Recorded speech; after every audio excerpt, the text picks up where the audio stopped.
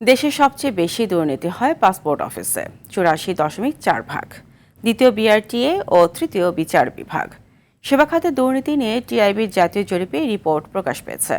রাজধানী ধানমন্ডিতে সংস্কার কার্যালয়ে সংবাদ সম্মেলনে নির্বাহী পরিচালক ইফতেখারুজ্জামান বলেন, ২০২৩ সালের চেয়ে অন্তর্বর্তী সরকারের মেয়াদে দুর্নীতি বেশি হয়েছে। দুর্নীতির লাগাম টেনে ধরতে বর্তমান সরকারকে কঠোর ব্যবস্থা নিতে হবে। আতিকুর রহমানের রিপোর্ট। একটি খাতে সেবা গ্রহণের ক্ষেত্রে দুর্নীতি। রাজধানী ধানমন্ডিতে টিআইবি আয়োজিত সেবা খাতে দুর্নীতি জাতীয় খানা জরিপ ২০২৫-এর প্রতিবেদন অনুযায়ী দেশের সবচেয়ে বেশি দুর্নীতিগ্রস্ত প্রতিষ্ঠান পাসপোর্ট অফিস। এরপর রয়েছে বিআরটিএ, বিচার বিভাগ, আইন শৃঙ্খলা বাহিনী, ভূমি অফিস, স্বাস্থ্য খাত, কৃষি, শিক্ষা, এনআইডি সেবা ও ১০ নম্বরে রয়েছে স্থানীয় সরকার প্রতিষ্ঠান। ২০২৫ সালে ঘুষ লেনদেন সবচেয়ে বেশি হয়েছে, যার পরিমাণ ১,৭২৯ কোটি টাকা।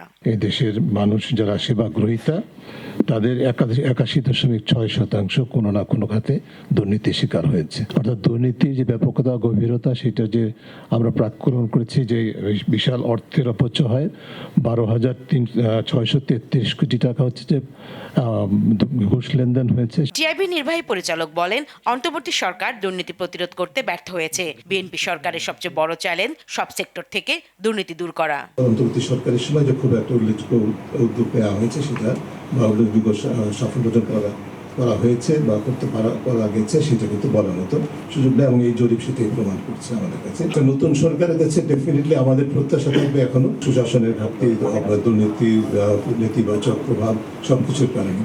কাজে তাদের মধ্যে এক ধরনের এপিটাইট থাকবে, আকাঙ্ক্ষা থাকবে পরিস্থিতির পরিবর্তন হোক, সেটা আমাদের প্রত্যাশা। প্রতিবেদনে উঠে এসেছে গ্রামাঞ্চলে ৬৬% মানুষ ঘুষের শিকার এবং শহরে ৫৮.৫%। সরকারি প্রতিষ্ঠানের স্বচ্ছতা, জবাবদিহিতা নিশ্চিত এবং বর্তমান সরকারের ৩১ দফা রাষ্ট্র কাঠামোর অঙ্গীকার দুর্নীতি রোধ করা অগ্রাধিকার দেওয়ার সুপারিশ করেছে টিআইবি। তিনি আমাদের উপদেষ্টা নির্বাহী ব্যবস্থা। আতিকুর রহমান, RTV, ঢাকা।